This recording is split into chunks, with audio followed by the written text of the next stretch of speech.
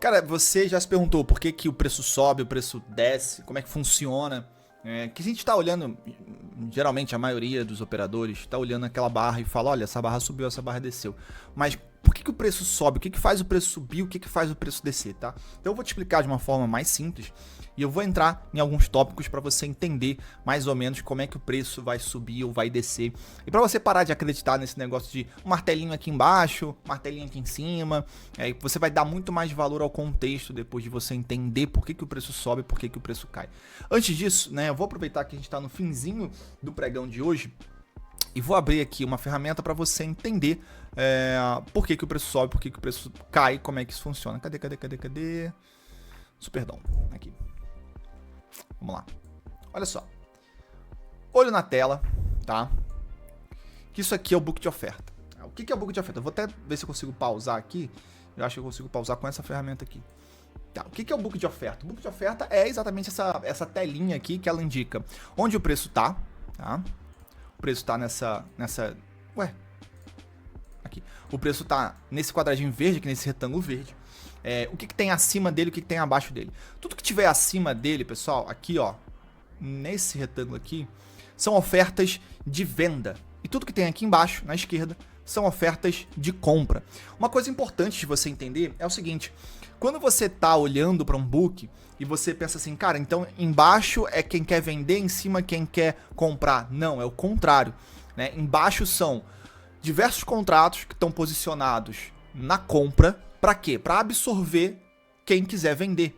Tá? Então vamos dizer que você queira vender 428 lotes, mini contratos de índice. Tá? Você vai olhar aqui, o preço está no 127.940.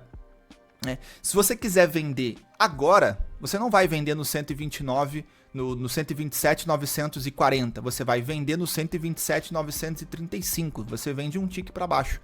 Tá? Por quê? Porque você precisa consumir. Você precisa aqui, ó, vender em cima desses lotes que tem na compra. Ou seja, toda essa fila aqui são de contratos que estão disponíveis para quem quer vender. Então, se você quiser vender, você tem que ver ali no book, né? Claro que isso não se aplica a gente que opera relativamente pequeno, né? Mas o cara que precisa de 10 mil lotes, 15 mil lotes, ele vai entender a profundidade, isso aqui chama-se profundidade do book, né? Ele vai entender a profundidade do book para saber o quanto ele vai deslocar de preço. Então, se a gente quiser vender 428 contratos de mini índice, a gente tem 428 contratos de mini índice aqui no 127.935.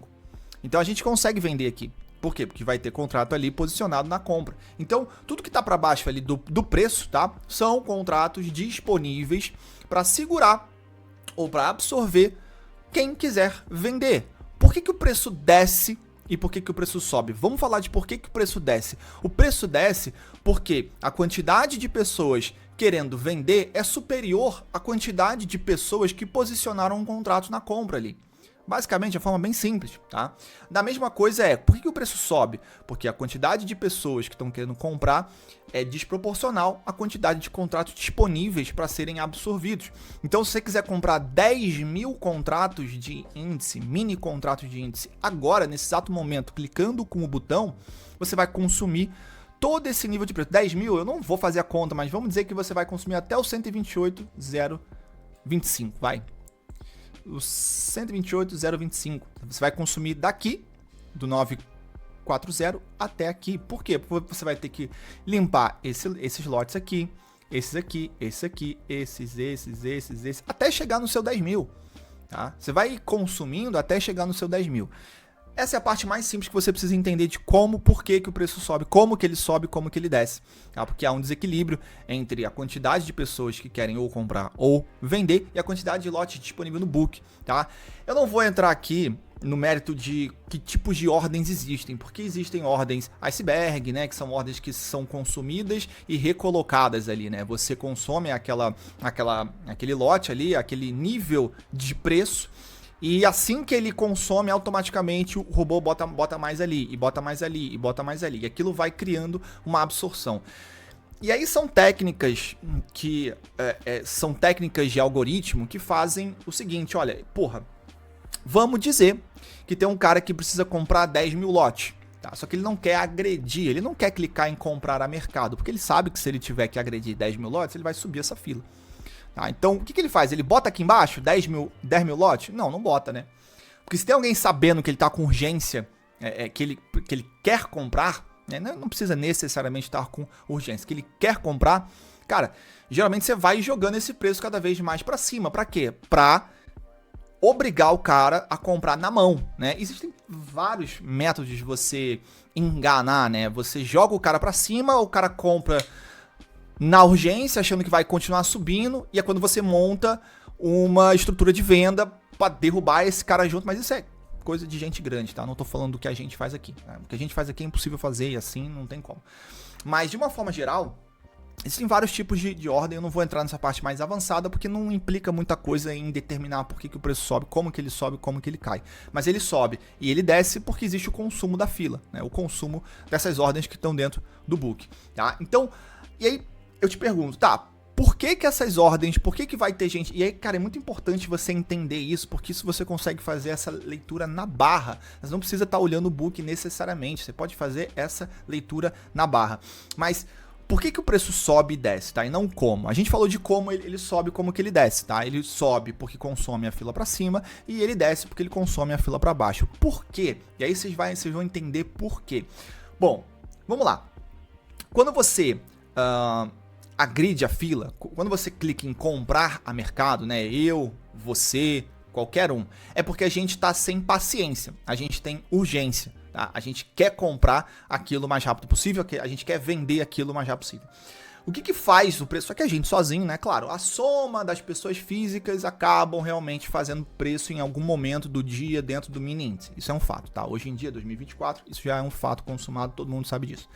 Agora, o que é o mais importante? O que de fato faz a tendência continuar? O que de fato faz o preço deslocar, por exemplo, né, que a gente viu hoje, daqui para cá, né, daqui para cá ou daqui para cá, né? O que faz o preço seguir nessa linha?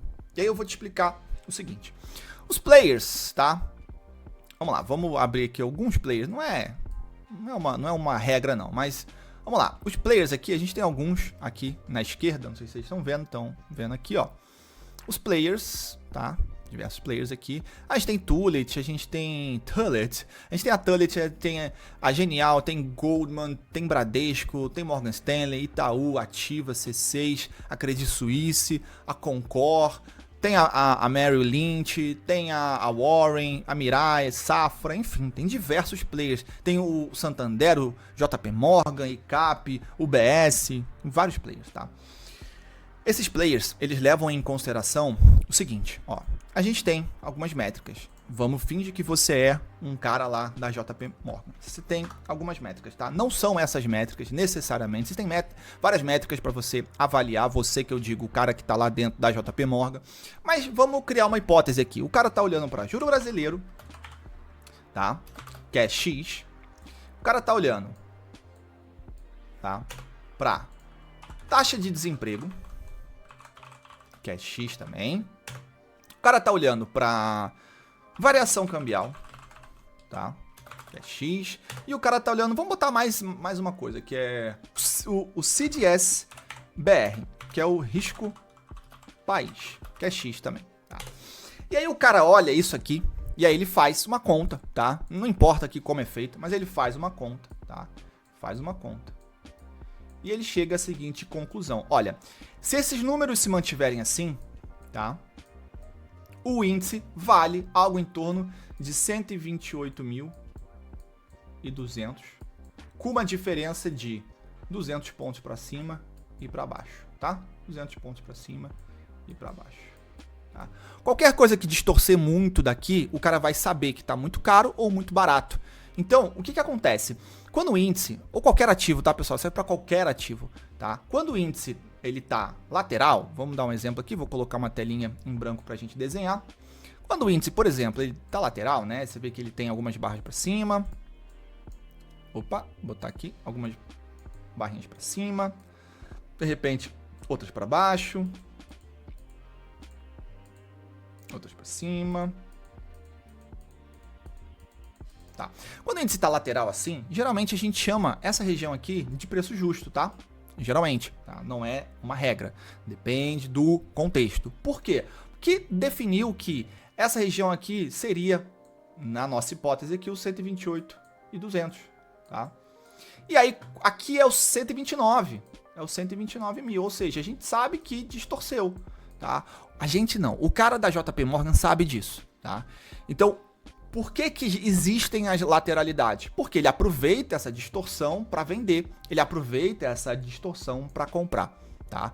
Basicamente isso. Agora, existem outras coisas que fazem o preço andar. Isso de fato faz o preço andar, que é o quê? Incorporação de premissas novas, que podem ser públicas ou podem não ser públicas, ou seja, dados e informações que a gente tenha, que são públicos, ou dados e informações que a gente não tem, que não são públicos, tá? E aí, claro, né, gente? Pô, pessoal, vamos lá.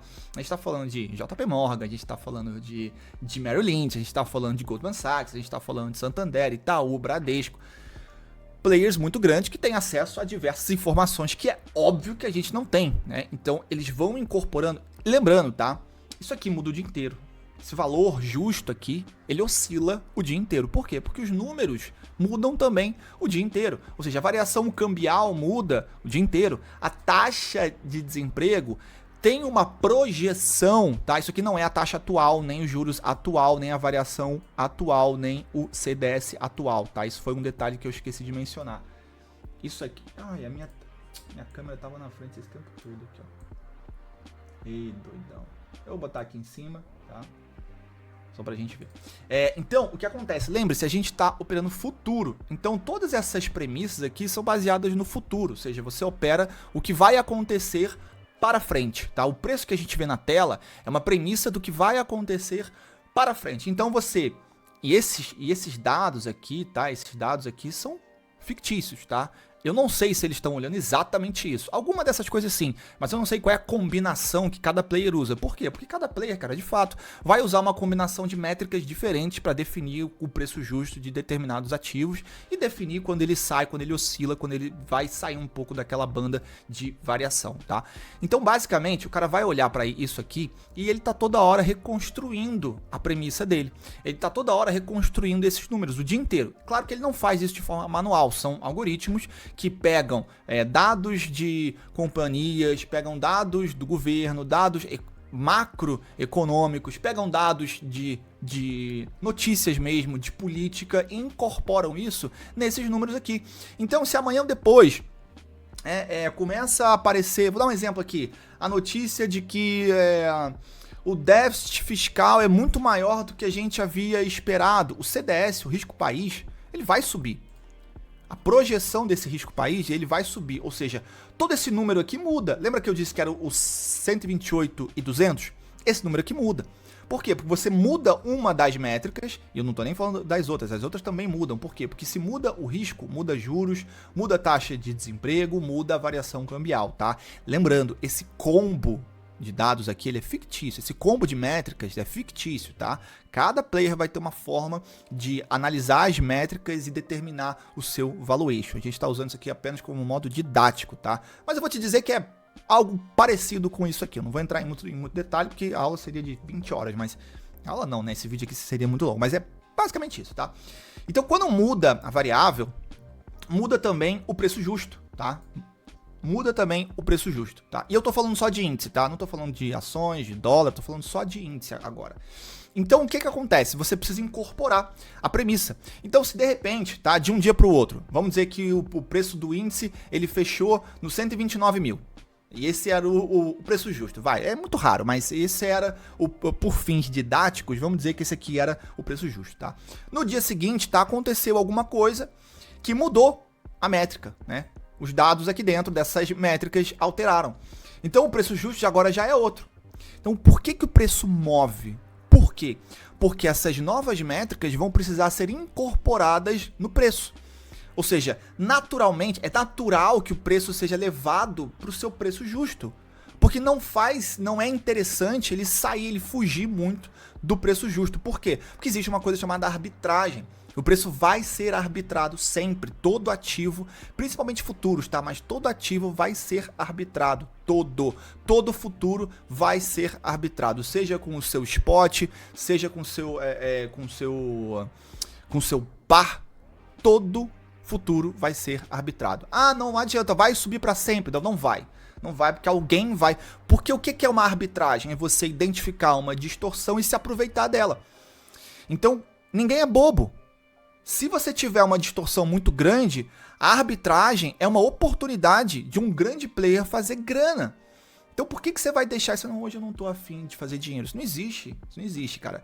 A partir da hora que você tem uma distorção fora do normal, a arbitragem vai vir, porque ela precisa vir, porque ela representa uma oportunidade para aqueles players que estão ali. Então, o preço sobe e o preço desce, você já entendeu o como, né? Como que ele sobe, como que ele desce. E o porquê agora que ele sobe e que ele desce. Ele sobe e desce porque as premissas vão sendo incorporadas em tempo real no gráfico, no preço, né? O que a gente está olhando aqui, pessoal, é uma representação, tá? Essas barrinhas aqui, tem muita gente que fala mal, barrinha, análise técnica e tal. Isso aqui é uma representação visual, tá? Do feeling, do sentimento do mercado, de todos os players que estão aqui. Isso aqui que está plotado na tela, o pessoal dá muito pouco valor à análise de cada barra, porque não sabe, ou ignora, ou não dá a devida importância para a representação visual do sentimento do mercado. Tá? Então, quando você olha isso aqui, você entende que a premissa existia, tá? Existia alguma premissa, e eu já falei aqui várias vezes que pode ser pública ou não, tá? Na maioria das vezes não é. Tá? Claro, a não ser que saia alguma notícia, né? Hoje a gente teve notícias às 11 horas, eu acho, às 10h30, enfim, que incorporou uma premissa nova. Por que todo mundo fala, pessoal, porra, esse exemplo aqui é foda, olha aqui, ó. Por que todo mundo fala, pessoal, não esteja posicionado quando tiver uma notícia de impacto, uma notícia relevante, um payroll, alguma coisa dessa. Por quê? Porque lembra do que eu disse lá, ó, a gente tinha taxa de juros, a gente tinha câmbio, a gente tinha os CDS, tá? E a gente tinha... O que mais que eu tinha colocado ali? Taxa de desemprego, né? Taxa de desemprego, tá? O que acontece aqui? Quando sai uma notícia relevante, esse número aqui que era, vamos lá, 5, 3, 2 e 9, tá? É qualquer coisa isso aqui, é só para fins didáticos. Quando sai, e esse número aqui gera que o índice vale 128.500, tá? Quando sai uma notícia relevante, todos esses números aqui geralmente mudam. O que precisa também mudar esse resultado, tá? Por quê? Porque os dados que saíram, as métricas que saíram dos dados que você está analisando, eles mudaram por causa de uma notícia, tá? Você incorporou essa notícia no seu cálculo e ele te retornou um outro valor. Então vamos dizer que agora esses números aqui dão um índice a 125 mil. O que você precisa fazer? Vender? Por que você vende? Porque Deus quer? Não, porque isso aqui você precisa arbitrar, tá caro. Se agora, depois dessa notícia, todo mundo chegou à conclusão de que o índice vale mais do que ele realmente tá, ele vai cair, tá? E como é que a gente ganha dinheiro com isso? Porque o preço precisa incorporar. Lembra do que eu falei sobre a fila, sobre o book, sobre o fato de que ninguém é bobo? O preço, o price discovery, né? A gente chama isso de price discovery. Price discovery, né? Que é ele sair de uma região de preço para outra, né? Ele vai sair de uma região de preço justo para outra. Isso acontece todo dia, o dia inteiro. Às vezes é muito pequeno, às vezes é muito grande, é muito amplo, às vezes é pequeno, mas isso acontece o dia inteiro, o tempo inteiro. Ele é mais visível em momentos de volatilidade alta, porque volatilidade alta indica que todo mundo meio que está enxergando a mesma coisa e precisando se movimentar ao mesmo tempo, tá? Mas o processo de price discovery, ele deixa rastro, porque ele não é rápido. Por quê? Porque não pode ser rápido. Porque se você fizer isso rápido, se o grande institucional fizer isso rápido, vai ser rastreado. Então você precisa conseguir trabalhar o preço de uma forma que você chegue no teu preço justo ganhando dinheiro e não perdendo. Tá? Então geralmente você vai ter a não ser que seja algo muito incrível, como a Covid foi, né? Que todo mundo teve que vender meio que muito rápido, muito urgente, e aí não tinha muito essa história de eu vou perder ou não vou, né? Só quero perder o menos possível. Tirando isso, geralmente o processo de price discovery, ele deixa rastro. Tá? Ele deixa rastro porque não tem como você não deixar. Por quê? Porque as movimentações que você faz dentro de um book, por exemplo, olha aqui, ó. Vamos lá. As movimentações que acontecem dentro do book, Tá? Você não pode, por exemplo, o cara viu que o índice, o preço justo do índice é o 126 mil, tá no 127.700. O cara não vai sair largando o lote para jogar o índice lá para baixo. Por quê? Porque ele vai estar pagando o preço da fila. Então, o que ele faz? Cara, ele vai trabalhando isso aqui. Ele compra um pouquinho, aí o preço joga para cima, ele vende. A não ser que de repente entra muita venda, ele vai precisar entrar junto, porque não tem jeito, né? Ou então ele faz a ponta contrária. Tá todo mundo vendendo? Legal, eu vou subir, estopar todo mundo, depois eu vendo junto. Enfim, tem uma infinidade de coisas que um grande players ou um coletivo deles, né? Porque a gente nunca fala de um player só. Por que a gente não fala? Porque o cara que é grande, ele pode operar em diversas pontas. Então não adianta a gente falar de um player grande. Ah, foi a Clear. A Clear não é um player grande. Ah, foi a Goldman, foi o Bradesco, foi a UBS. Esse cara pode estar operando em diversas pontas e usando uma delas para uma coisa, outra para outra. Então a gente sempre coloca como um coletivo, um grupo, né? E aí eu não vou explicar muito aqui, mas você entende que a Clear, ela não faz parte do mesmo grupo que a JP, né? Vamos lá, a Genial, a Toro, ela não faz parte do mesmo grupo que a UBS, né? Por motivos óbvios. Então a gente separa o player, né, por grupo, pra gente entender, cara, porra, vamos lá, quem é que vai fazer isso? Quem é que vai movimentar? Eu não olho o fluxo, tá? É muito raro. Não é algo que me faz... É algo que me dá o sentimento, mas não me dá o gatilho, tá? Mas enfim, eu tô explicando... Eu tô querendo que você entenda por que você tem que esquecer essa história de... Ai, o martelinho no suporte. Isso é besteira. Não vai te levar a lugar nenhum. Por quê? Porque não é o martelinho que vai fazer o preço subir. O martelinho... ele é uma consequência visual, uma representação visual. Mas se você estiver ignorando tudo o que aconteceu antes para aquele martelinho chegar ali, você está perdendo dinheiro, tá? Não adianta, você vai ficar fazendo isso sempre. Ai, tem um suporte, uma resistência, uma LTA. Tem uma LTA. Apareceu um martelinho tocando aquela LTA, você compra. Besteira, besteira. Você nunca vai conseguir ganhar dinheiro fazendo isso, tá? Nunca. Por quê? Porque você não está entendendo como que o preço chegou ali, como é que foi o processo de price discovery, que a gente chama isso de contexto. Qual foi o contexto para o preço chegar ali? Se você não está entendendo isso, você está deixando muita informação de lado, tá? Então eu queria te fazer um convite. Segunda-feira, agora dia 8, eu vou dar uma masterclass onde eu vou falar basicamente sobre isso. Sobre como que a gente, olhando a informação visual que a gente tem, como que a gente define o processo que está sendo feito do preço sair de um ponto justo para outro ponto justo. Como é que você consegue identificar, tirar vantagem e operar isso? Então eu vou falar sobre, coisa pra cacete. Eu sugiro que se você quiser, se você tiver empenhado em estudar, eu sugiro que você esteja lá. Cara, não precisa nem falar, não, eu vou aplicar exatamente aquilo. Ouve o que eu tenho para te ensinar. Se você achar que é legal, aplica, começa a entender um pouco de como é que realmente esse mercado funciona.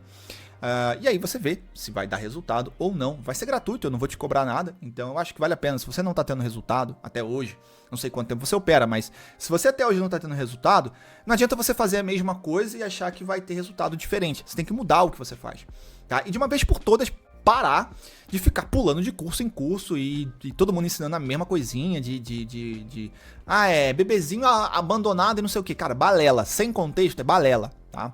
Se você tiver contexto, cara, qualquer coisa funciona, né? Dentro de uma certa inteligência, qualquer coisa funciona. Se você tiver o contexto, se você souber entender o contexto e aplicar ele na sua leitura. Então, segunda-feira, dia 8, tá? O link vai estar aqui embaixo.